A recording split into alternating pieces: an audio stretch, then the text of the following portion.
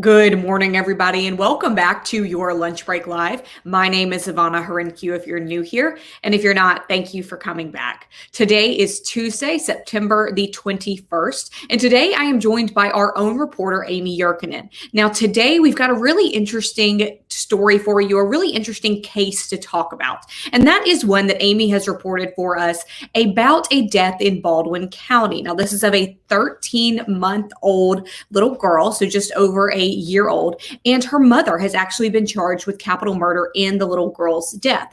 Now, the interesting part of this case, where a lot of controversy is bound to come up, is that the attorney for the mother says this case should be dismissed because the mother had a large brain tumor that kind of impeded her thinking and her care of that child. So Amy, that's a very, very broad overview of what this case is about. We're going to get into some of the details here in just a minute, but again, important to note, this is in Baldwin County. The person we are talking about, her name is Jordan Rice, and the victim in this case is 13-month-old Violet. So we're going to talk about the case, about what happened. But first, Amy, I think the most logical way to kind of step through all of this is starting at now. We know that, again, Jordan Rice is sitting in jail right now, charged with capital murder for Violet's death. So let's talk about the crime, what happened, and then we'll get into what her attorney says are the reasons why.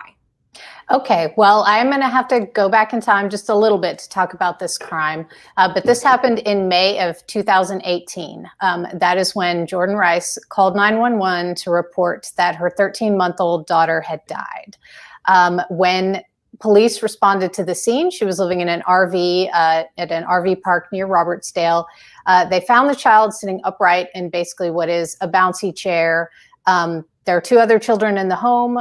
Both of them, all of three of them were suffering from neglect. Violet had died. According to the reports, she weighed 10 pounds at the time of her death. And remember, she was more than a year old at the time. So, you know, that's quite a bit less than a typical 20-pound one-year-old. So at that time, Jordan Rice was arrested. The house was a mess. Police basically said that this was a case of neglect and abuse, that the children were all suffering abuse and that Violet had died from that. So 8 months after her arrest, Jordan was in the Baldwin County Jail when she lost her vision in both eyes, just went completely blind. She was also suffering from headaches. And at that point, she was taken to the hospital where they discovered a very large mass pressing on her frontal lobe. So that really is the crux of this case. Her lawyer is arguing that that mass was present when Violet died, that she was suffering symptoms that kept her from being able to care for her children, that the brain tumor had really impeded her ability to make rational decisions about how to care for the child. So he has filed a motion to dismiss based on this brain tumor evidence, that she is not guilty by reason of mental defect. So let's break that down a little bit. I know, and I've got notes in front of me, so excuse me for looking down here, but you've got a quote in your story saying that Baldwin County Sheriff Haas Mack said the case was, quote, one of the most horrific child deaths that I have ever personally seen. Now, we also have, again, those details you mentioned. We'll just briefly go over those. I know that they can be hard to hear for some people, but again, this 13-month-old was about 10 pounds, as you mentioned, a lot smaller than what people typically will imagine thinking of a 13-month-old, a year-old baby. Now, also officers who responded to the scene, they really described kind of in detail what this scene looked like. I will let people read that in your story that we've linked here. And also that this toddler, Violet, was found in her bouncy chair when she was discovered. She was found dead in that bouncy chair. Now, you mentioned the other two children in the home were also neglected. And this charge, this capital murder charge, was later added to the mother, Jordan Rice, because Violet is under the age of 14 years old. In Alabama's capital, I'm sorry to interrupt you, in Alabama's capital murder statute, there are a million different, I say a million, there are about 18 different factors that can make a charge capital. But the interesting thing about that charge is it's an intentional killing. And the factor that made Violet's case applicable, according to prosecutors, for capital murder was that she was under the age of 14. Amy, I'm sorry to interrupt you. So yeah, I mean, it is going to be on the prosecution to prove that Jordan Rice intentionally killed her child, because that is an element of the capital murder charge.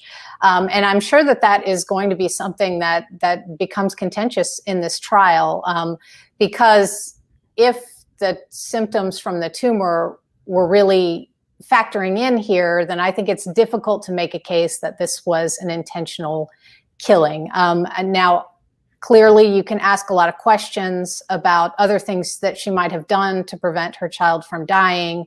But whether it was intentional or not, there really are a lot of questions there.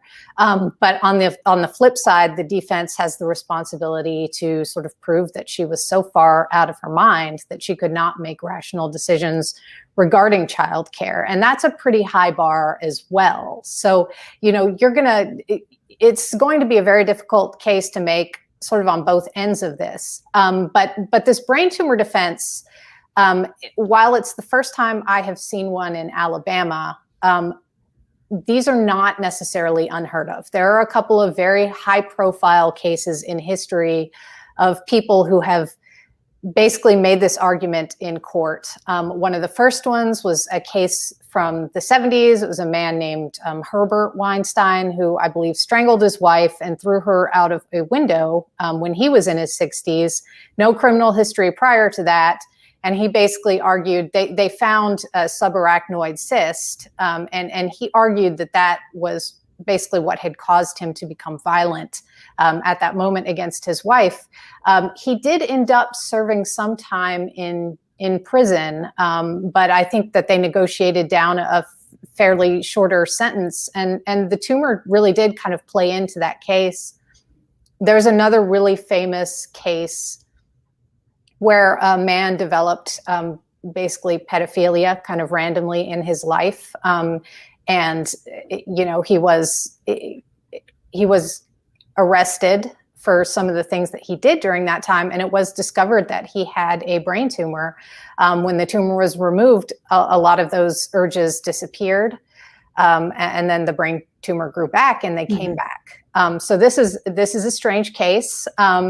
But again, the legal standard here is kind of whether he knew what he was doing was right or wrong, and not necessarily whether the brain tumor caused him to have those urges. So there are kind of two different issues at play. But yeah, I mean, these cases do exist. They're very rare. Again, this is the first time I've seen it in Alabama, but that's not to say it hasn't happened in the past. This is a very serious case. We are not talking about a minor crime here. We are talking about a child who died. So this is just a tragic, awful case. But, we have a woman who is facing a life without parole. And so there are going to be a lot of questions about what her mental state was at the time and whether she really was in control of her ability to care for the children. Well, and we should note too, this mass again, and this is information that you have dug up on this case. The mass that was removed from Jordan Rice's brain was about the size of a fist, which in the brain tumor world is a very large tumor. I mean, most tumors do not get to be that big, and they can still cause tons of problems no matter how small they are. So that's a pretty notable size. And again, you note in here that Jordan Rice never regained her eyesight after doctors had discovered that and removed that tumor. Now, interesting question here that Edward brings up, and this is something that you and I were talking about off camera. He says, exactly, he's asking about the defense of this. So Edward says, would this be a defense of not guilty due to mental defect as a result of the brain tumor? So Edward, possibly. Right now, the case is still going through these pretrial motions. And what Jordan Rice's attorney is asking the judge in Baldwin County to do is to dismiss the case, because he says she cannot be held accountable for her actions due to her brain tumor, and that is what caused the actions that then caused the death of Violet. So it's we can't exactly predict what the defense would be if this case did go to trial. It is very possible that you are right, and this defense would be not guilty as by mental defect, as a result of the brain tumor. We're just not there yet. We are still in the pre-trial motion stage where the defense attorney for Jordan Rice is trying to just get the case dismissed as a whole and not even take it to trial. So Edward, that's very possible. We're just not there yet. So, Amy, I'm looking through your story and all of the documents that you had looked at from Jordan Rice's defense attorney, and they make a statement in here talking about the scans. There are also plenty of research out there about where tumors can grow in brains and what area of a personality that could affect. There's way too much information for, I'm sure, you and I to go over here or just in general, but there is a comment you have in this story about tumors that grow near the front of the brain. And that is where we know that Jordan Rice's tumor was, in her frontal lobe. Can you tell us a little bit about what some of these experts you spoke with said that a tumor in the front of the brain or in that frontal lobe can cause?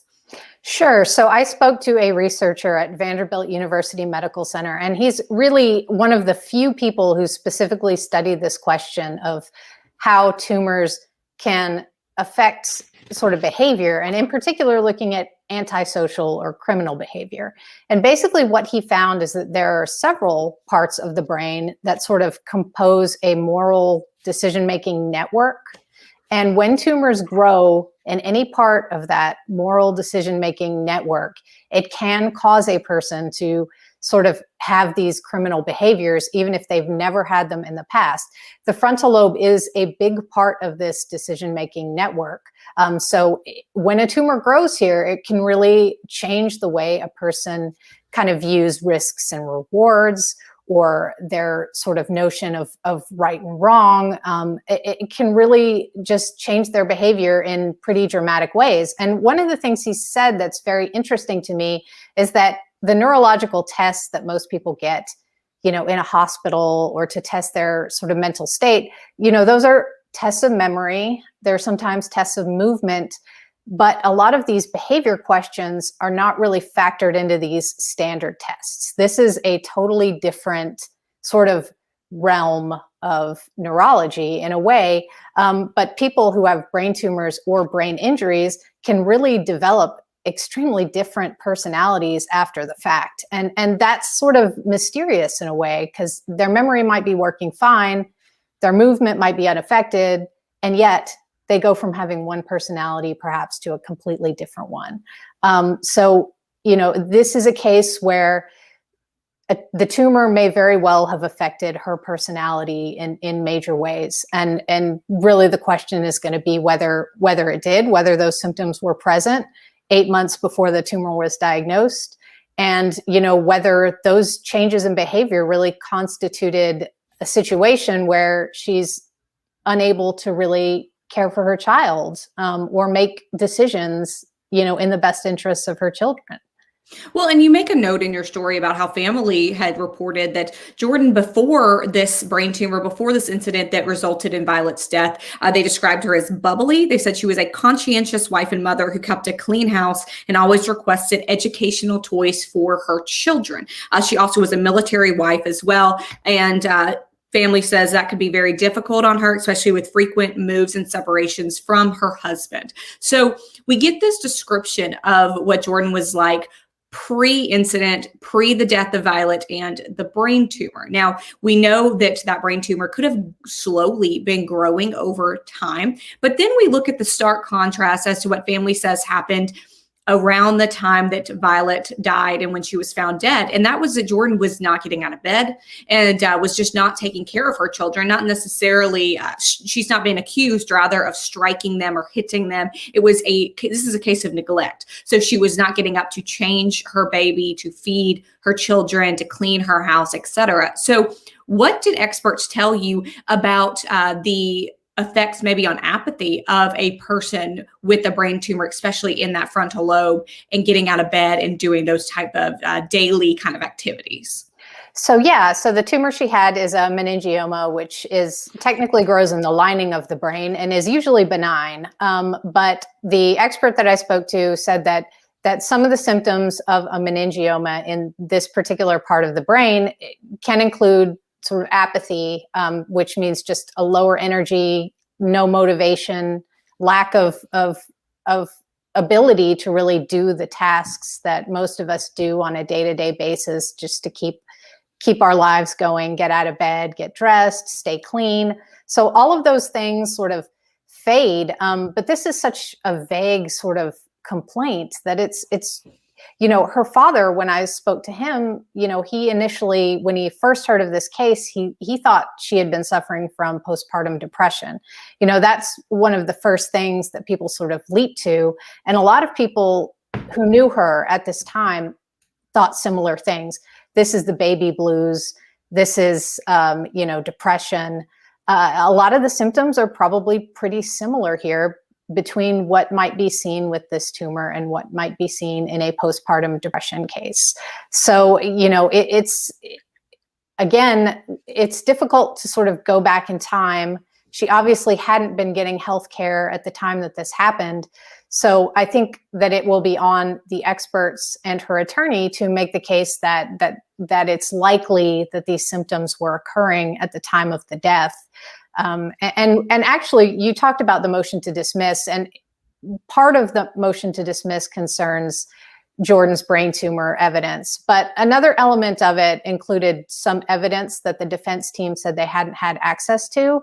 One of those pieces of evidence was that Jordan was put in jail in May of 2018. She made calls from the jail between then and January when her tumor was diagnosed. So basically, the defense said that they had not had access to copies of those phone calls. And that was one of the reasons that they wanted the case dismissed, was because they felt like they could not make a case without access to that evidence. So we'll see, kind of what happens with that, whether they get access to that. But that could certainly be sort of a peek into her mindset at the time. If you can hear her on the phone, if you can hear her having rational conversations or irrational conversations, or what that sounds like, I think could really provide some sort of, evidence into what her mental state was. Well, and I've got a comment here from Edward, and he says, I think this case should go to trial to give the case legitimacy and a sense of precedent for future litigation. And Edward, that's what the prosecutors are saying. That's what they've said in response to this motion to dismiss, of saying that's a jury question. If her guilt should be decided based on this brain tumor and if she knew what she was doing or not. So that's exactly, again, what those prosecutors are saying here in Baldwin County about the case. Now, we do know that a hearing has been scheduled for the 23rd, which is on Thursday. That's standing as of now, always could be moved. We know when covering courts, a lot of times these hearings are rescheduled and delayed many times. And this trial could happen in November. But again, that could be moved based on either some of these pretrial motions or just because of a backlog of cases due to COVID and due to so many cases having to be delayed over the past year, Amy. So what do we expect for this hearing on the 23rd? That's a good question. So the hearing on the 23rd will be looking at the motion to dismiss. So obviously the judge will be considering the questions raised in that, whether the brain tumor defense needs to be heard at trial. Also, whether the concerns about evidence are serious enough that, the case needs to be dismissed. So those are the questions that judge will be looking at that time. And then moving towards November, I certainly think her attorney would like this case to no longer be delayed. Remember that Jordan has been in prison since May of 2018. So this case has been waiting a long time, and there have been a lot of sort of ups and downs. But Jordan has lost her eyesight, so she went blind in jail and has had to sort of navigate jail without vision. And I think, that there is some concern that this case needs to be heard so that accommodations can be made one way or the other to get her either to some rehab or to a special facility where her vision loss can be sort of better accommodated. So I think that the lawyer and the family are certainly tired of waiting for this case, and they don't want it to be delayed any further. So again, there are a lot of considerations, especially with the COVID surge that we're seeing right now, that certainly could delay things. But I think the sense is that this case is kind of getting ready to go. Hopefully we'll go to trial at some point soon if it is not, dismissed by the judge. So yeah, I think that's what her attorney and family are hoping for. Well, it's interesting, and you make this comment again in your story, but we have not seen, at least to the defense attorney's knowledge, a case quite like this in Alabama. And also, there are several nationwide. It's not something that you see every day. But one thing that has been a little bit more common over the past few years is a similar defense due to brain injuries. We have seen that especially with people that have worked in professions like professional football or professional sports, having CTE and other brain injuries. We haven't seen it maybe quite as often with this brain tumor, but it will be interesting to see how this case plays out. And again, if it can be used as precedent for similar cases, as one of our commenters mentioned. Yes, and this is kind of a newer field of law. I should say it's, I think, grown over the last couple decades. But the subset of neuro law, which is interested in how brain injuries or changes in the brain can affect behavior and may influence criminal behavior. And it's kind of controversial. I mean, I think increasingly you are seeing attorneys bring in brain scans and trying to show that the defendant may have some mitigating factor, or in the extreme, just simply not be responsible due to a brain injury. But it's still a pretty new field. And I think judges and juries are still kind of finding their way into how to interpret a lot of this evidence, how much of it is really, sort of legitimate, I guess, and how much of it might be a little overstated. And so, there are a lot of questions. It's a really interesting field, though, because I think it's pretty clear that from studies that there are areas of the brain that control behavior, and injuries to those areas of the brain can really affect how people behave. How courts interpret that is a totally different thing. But I mean, this is raising a lot of questions about how much we should consider that evidence when we are looking at someone who is accused of a crime.